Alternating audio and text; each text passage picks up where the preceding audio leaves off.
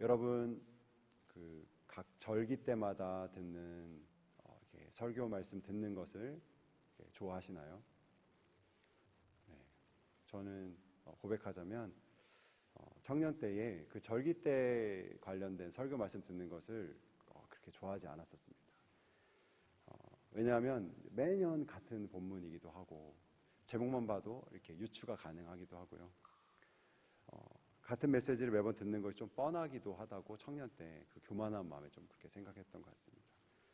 그런데 심지어 제가 신학교를 다니면서 전도사로 사역할 때 이제 부서에서 혹은 또 새벽기도 때도 이렇게 절기 때 설교하는 기회가 있었는데 그때도 그렇게 좋아하진 않았던 것 같습니다.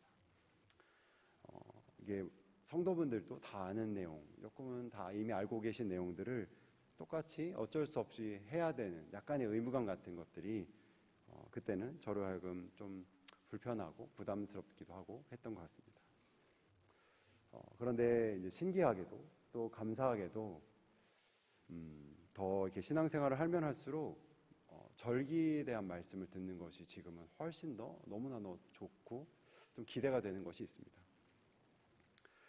왜냐하면 하나님께서 각 절기 때마다 그때의 특별한 말씀을 저에게 주시는 것들이 있고 그걸 설교를 들을 때든 또 말씀을 준비할 때든지 그때 그 절기에 해당되는 그 말씀으로 주시는 또 상기시키게 되는 것들이 그 은혜가 있는 것을 맛보았기 때문입니다.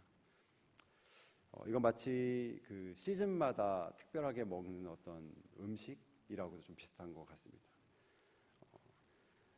미국에서는 뭐 땡스기빙 때 저는 뭐 그렇게 좋아하진 않지만 이렇게 칠면조 요리를 먹는 것이라든지 한국의 조국에서는 이 설날 때에 떡국을 먹을 때 느끼는 그 특별한 정서 같은 것이 있죠. 그러니까 그런 것들이 각 절기 때마다 이때 하나님이 이렇게 기억하게 하시는 그 말씀에 그 은혜가 있는 것 같습니다.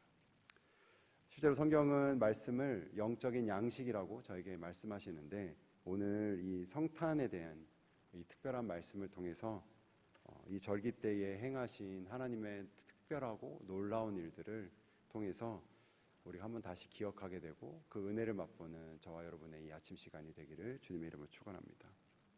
오늘 본문은 크게 두 가지 본문으로 나눌 수가 있습니다. 이 1절부터 7절까지 이 앞부분에서는 아기 예수님이 탄생하는 예수님을 출산하는 그 상황에 대한 말씀이고 8절부터 14절까지 후반부에서는 천사가 그리스도께서 탄생하시는 것을 목자에게 전하는 그 말씀입니다.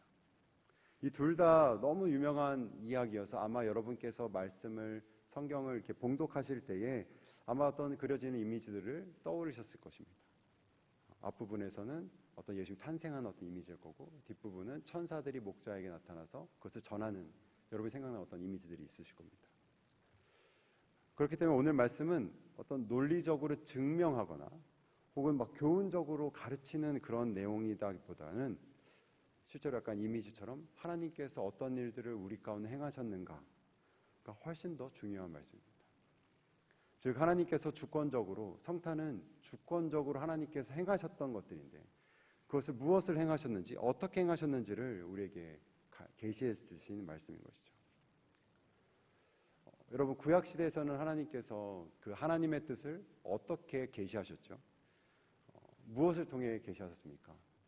우리가 담임 목사님의 이 다니엘서 말씀 통해서 배우시는 것처럼 꿈을 통해서도 계시하셨고 현현해서 하나님께서 나타나시는 것으로도 하나님의 뜻을 말씀하기도 하셨죠. 특히 현현하시는 것은 생각해 보시면 일시적으로 혹은 제한된 사람에게 하나님께서 드러내셨다라고 할 수 있는 것이죠. 그런데 오늘 말씀에 아기 예수님께서 태어나신 것은 현현이라고 하지 않습니다. 뭐라고 하죠? 성육신이라고 합니다. 인카네이션, 그것은 육체 안에 하나님이 나타나셨다는 것이죠. 사람이 되셨다는 것입니다.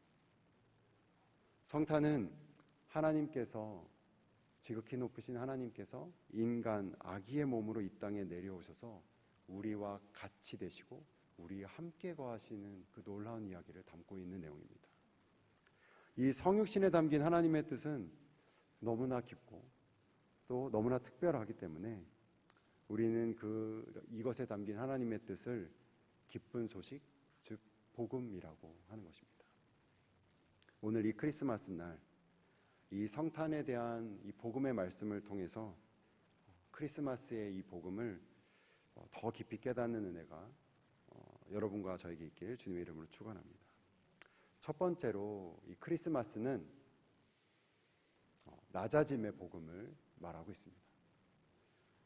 본문 말씀을 보시면 예수님께서 태어나신 때와 장소를 상당히 구체적으로 알려주고 있습니다. 1절과 2절 말씀을 보시면 읽지는 않겠습니다. 예수님께서 가이사 아구스도, 우리가 주로 옥타비아누스라고 하는 로마의 최초의 황제입니다. 이 가이사 아구스도가 통치하던 때에, 그럼 어떤 구간을 말하겠죠. 그때 중에서도 더 좁혀서 어떤 특정한 총독인 구레뉴라고 하는 이 총독이 수리아의 총독으로 통치하던 때라고 좀 더 구체적으로 말해주고 있습니다. 이 시기뿐만이 아니라 예수님께서 태어나신 장소도 구체적으로 말씀하고 있습니다. 4절에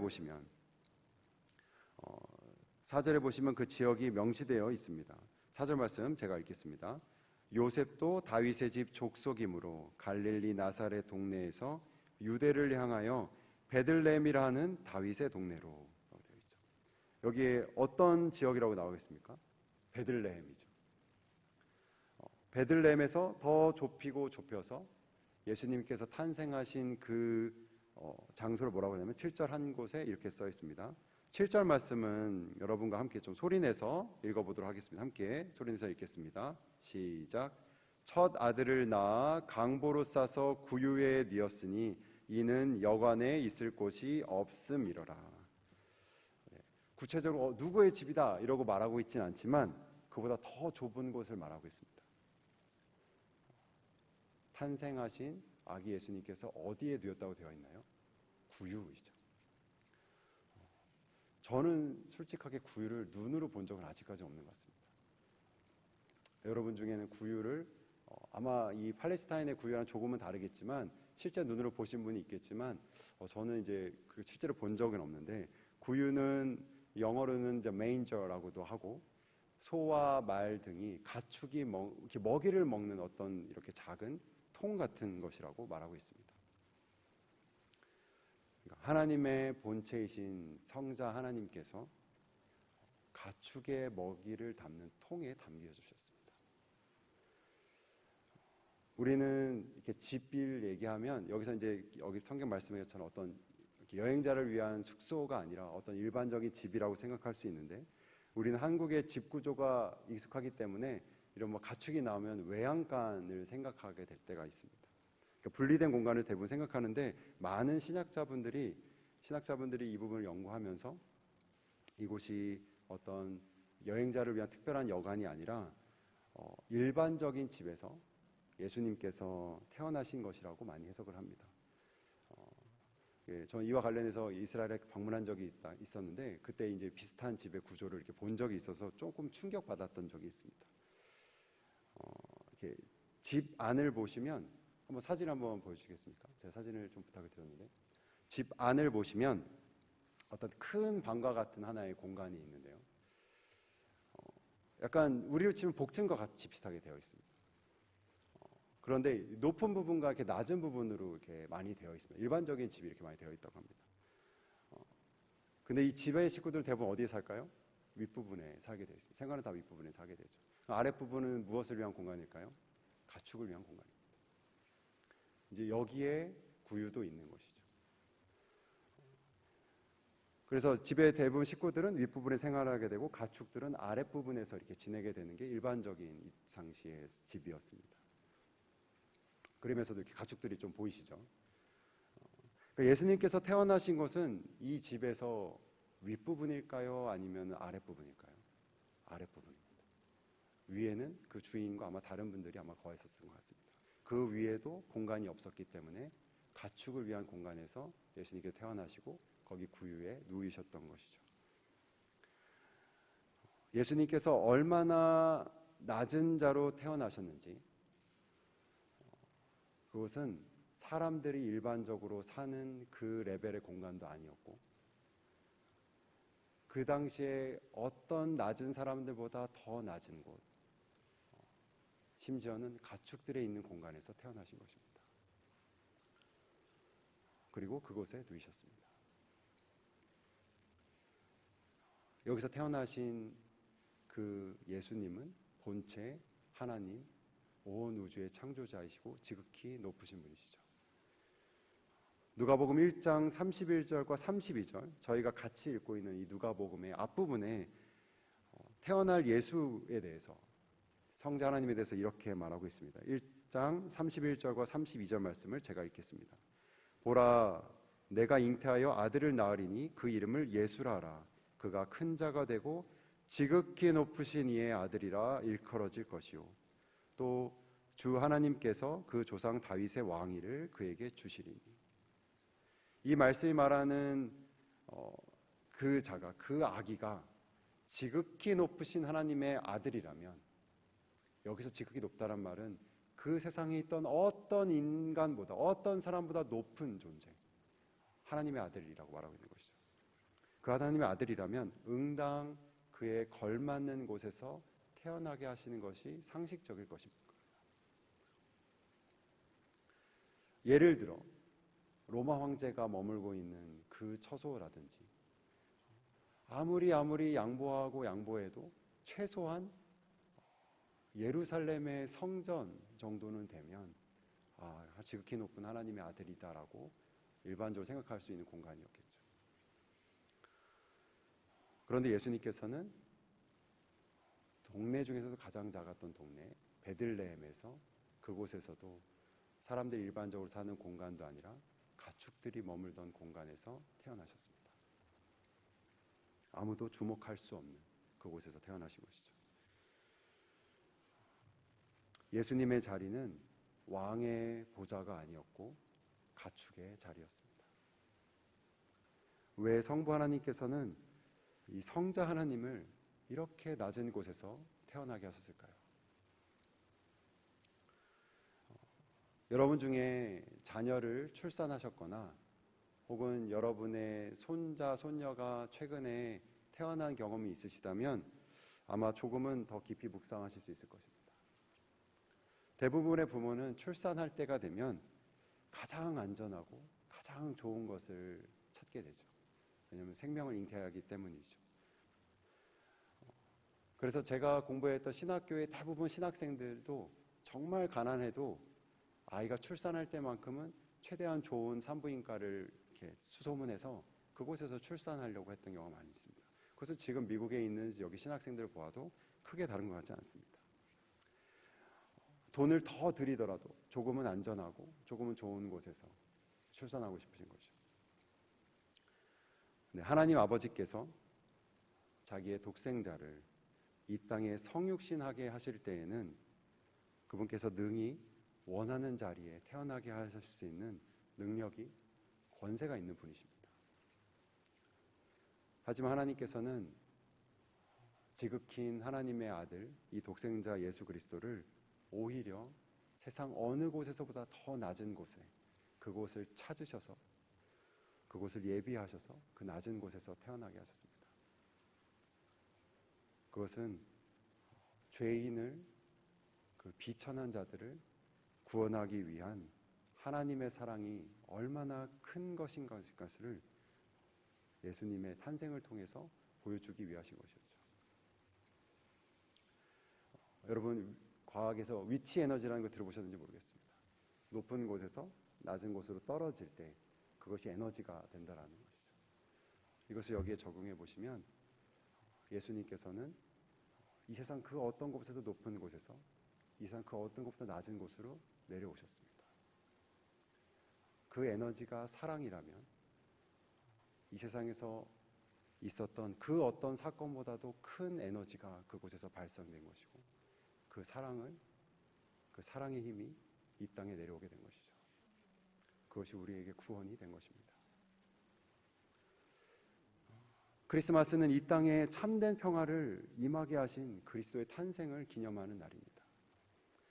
예수님께서는 이 지극히 낮은 곳으로 아기로 오셔서 그 화평을 이루게 하셨지요. 그리스도께서 하나님의 뜻을 이루시기 위해서 하신 그 특별한 놀라운 모략이 낮아짐이라면, 그리스도인으로서 우리가 하나님의 뜻을 이루는 그 모략 또한 낮아짐일 것입니다. 여러분의 기도 가운데 오늘 만나게 될 사람들 있다면, 혹은 여러분이 하나님께서 머물게 하신 그 부르심의 자리가 있다면 그것을 한번 생각해 보시길 바랍니다. 우리는 당연히 낮아져야 될 것은 알고 있지만 어떤 수준 이상으로 그 이하로 더 낮아지는 것에는 거부감이 있습니다. 이 크리스마스에 우리가 생각하는 수준보다 훨씬 더 지극히 가장 낮은 곳으로 오신 예수 그리스도를 오늘 묵상하시면서 오늘 더욱더 낮아짐으로 그리스도의 그 길을 따라 걸어가는 저와 여러분이 되길 주님의 이름으로 축원합니다. 오늘 본문 말씀은 두 번째로 이 크리스마스에 복음은 전파되어야 할 것을 상기시켜주고 있습니다. 8절부터 오늘 말씀의 후반부는 목자들에게 천사가 나타나서 그리스도가 탄생한다라는 그 소식을, 복음을 전하는 내용입니다. 복음은 문자적으로 굿뉴스라고도 하고 이제 한글로는 이제 좋은 소식이라는 것이죠. 정말로 소식입니다. 10절 말씀에 복음에 대해서 조금은 특별하게 묘사되고 서사되어 있습니다. 10절과 11절 말씀을 여러분 함께 2장 10절과 11절 말씀을 소리내서 함께 읽도록 하겠습니다. 시작. 천사가 이르되 무서워하지 말라. 보라, 내가 온 백성에게 미칠 큰 기쁨의 좋은 소식을 너희에게 전하노라. 오늘 다윗의 동네에 너희를 위하여 구주가 나셨으니 곧 그리스도 주시니라. 이 말씀에 복음에 대한 수식이 꽤 깁니다. 여러 가지가 이렇게 이렇게 수사가 되어 있어요. 한 단어들을 저희가 정말 깊이 묵상해 볼 정도로 되게 여러 가지의 이 수사 어구가 있습니다. 그러니까 좋은 소식, 복음에 해당되는 이 말씀에 바로 앞에는 이 복음이 우리에게 큰 기쁨이 된다라는 것에 대한 것을 말하고 있죠. 그래서 큰 기쁨의 좋은 소식이라고 쓰여져 있습니다.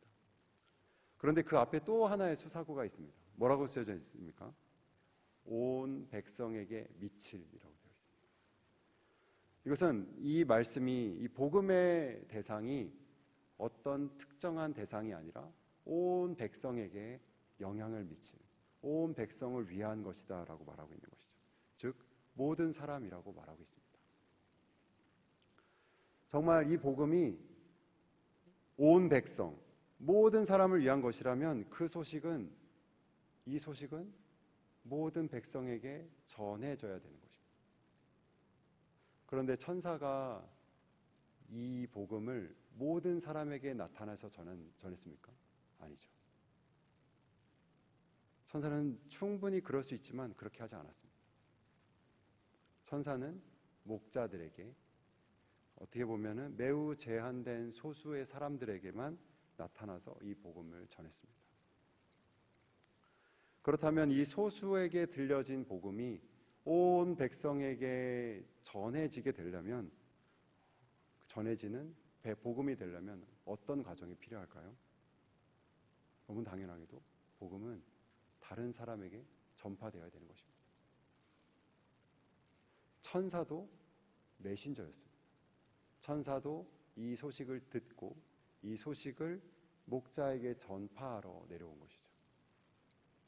17절에 보시면, 오늘 본문은 아니지만 목자들 또한 이 복음을 듣고 달려가서 그들이 들은 복음을 전하였습니다.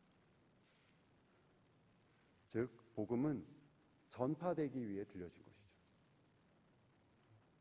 저와 여러분 또한 복음을 들었습니다.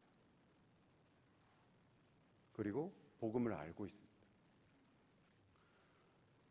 그렇다면 그 복음은 다른 이에게 전파되었습니까? 그리고 지금도 전해지고 있습니까? 이 복음을 전하는 것에 대해서 제 경험을 하나 나누도록 하겠습니다. 제가 처음으로 복음을 전했던 경험은 오늘 말씀을 준비하면서 다시 한번 상기시켜 보니까 제가 대학교 4학년 때 실패했기 때문에 기억을 하고 있습니다. 군을 제대하고 나서 제가 복학하고 나서 이제 이렇게 연구실에서 일을 하게 됐었는데 그때 이제 1년 후배가 이제 연구실에 들어왔습니다. 근데 그 후배는 이제 자매였는데 조금은 특별하고 특이한 후배였는데 왜냐하면 영국에서 자라나서 영어는 매우 잘했고요. 공부도 정말 잘해서 교수님이 너무 예뻐하는 장래가 아마는 지금 교수가 되어 있을 것입니다. 정말 총명내는 그 자매였는데 늘 검은색 옷을 입고 다녔습니다. 별명이 거미였는데 실제로 이렇게 아주 짙은 화장과 그리고 손과 이렇게 목 같은 데도 이렇게 약간 그로테스크한 장식을 항상 달고 다니는 자매였습니다. 근데 한 번은 그 후배가 저에게 이제 다가와서 이제 말을 한번 걸었는데 선배는 기독교인으로 보이는데 자기도 영혼에 대한 관심이 많아서 성경도 많이 읽어봤고 사자에서도 읽어봤고 사탄경까지 읽어봤다고 막 이렇게 말을 했었습니다. 그래서 제가 이 자매에게 이렇게 복음을 전해야 돼서 복음을 그때 이렇게 전하려고 했었는데 그때 제가 지금도 기억나는 것이 제가 전하려고 했던 것이 예수 그리스도에 대한 것이 아니라 그리스도인인 저에 대해서였던 것 같습니다. 그래서 이것저것을 막 말을 하려고 했는데 제 스스로도 되게 버거웠고 그리고 실제로 제 스스로 그렇게 살지 못하는 것도 말하는 것도 막 섞여 있으면서 꽤 큰 실패감과 복잡한 마음이 있었던 것이 기억나고 있습니다. 죄책감까지도 약간 있었던 것 같습니다. 그러니까 나중에는 그것이 잘 안 되니까 이 자매가 뭐 어차피 조금 힘든 자매고 별로 복음을 들을 것 같지 않으니까 그만하고 제 스스로도 좀 합리화했던 어차피 뭐 사탄경을 읽는 자매인데 뭐가 되겠어 그러면서 약간 스스로 약간 합리화했던 경험이 있었습니다. 복음은 나에 대한 것도 아니고 그 사람에 대한 것도 아니고 그리스도에 대한 것이죠. 예수님에 대한 것이죠. 근데 저는 그렇지 못했고 저에 대해서 혹은 듣는 그 자매에 대해서 좀 집중했던 것 같습니다. 여러분, 당연히 복음은 어떤 설득이나 가르침이라기보다는 그 원어적으로 보면 이 성격으로 보면 담화문이나 선언과도 같은 것입니다. 실제로 기쁜 소식이라고 말한 것처럼 말이죠. 그러니까 하나님께서 예수님을 통해 하신 그 구원의 이야기에 대한 선포가 그 이야기가 바로 복음입니다. 그 놀라운 이야기가 나뿐 아니라 모든 사람에게 해당되는 기쁜 소식이라는 좋은 소식이라는 것을 믿고 담대하게 전할 때에 이 복음이 온 백성에게 미칠 기쁜 소식이라는 것을 믿고 전할 때에 복음이 되는 것입니다. 이 복음이 전파돼야 될 말씀을 준비하면서 자연스럽게 우리 교회가 지금 진행 중인 후주 영혼이랑 연결되게 되었습니다. 한 영혼을 두고 한 영혼을 사랑하는 마음으로 준비하고 기도하는 것이죠. 여러분이 품고 있는 한 사람, 그 영혼에게 이 복음이 큰 기쁨의 좋은 소식인 것을 여러분 함께 믿고 기도하시기 바랍니다. 14절 말씀처럼 예수 그리스도를 통해서 하나님과의 화평을 이루게 되는 일, 그것이 그 여러분이 기도하는 그 영혼에게 일어날 것을 소망하면서 믿고 기도하시길 바랍니다. 그 영혼을 사랑함으로써 그리고 그 영혼을 위해 기도하면서 그리스도에 대한 복음을 전하는 그 담대한 마음도 주시고 그것이 하늘에 계신 우리 하나님께 아버지께서 가장 기뻐하시는 일이고 오히려 하나님께 드릴 수 있는 이 크리스마스의 가장 큰 선물인 것을 믿으시면서 여러분 그 영혼을 위해 품고 기도하시는 저와 여러분이 되길 그런 특별한 이 크리스마스가 되길 주님의 이름으로 축원합니다. 함께 기도하겠습니다.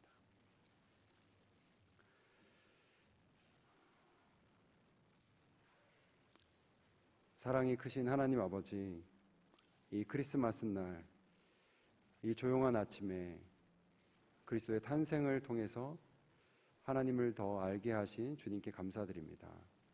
지극히 높으신 하나님의 본체이심에도 불구하고 지극히 낮은 구유에 누이셨던 예수님을 찬양합니다. 그분의 크신 사랑이 오늘 우리에게 새 힘이 되게 하여 주시고 그 낮아짐이 오늘 우리로 하여금 예수님의 길을 따르는 그 삶이 되게 하여 주옵소서. 주님, 우리 교회가 복음이 역사하는 교회일 뿐만 아니라 복음을 전하는 교회가 되게 하여 주시옵소서. 가장 귀한 것, 가장 큰 은혜를 하나님께 구하며 기도합니다. 잃어버린 그 영혼이 기쁨의 좋은 소식을 듣고 하나님과 화평을 누리는 은혜가 우리 교회에서 넘치도록 하여 주시옵소서. 복음의 역사로 인해서 그 하나님의 이름이 더 높아지는 은혜를 우리에게 부어 주시옵소서. 이 모든 말씀 우리의 소망 되신 예수 그리스도 이름으로 기도하였습니다. 아멘.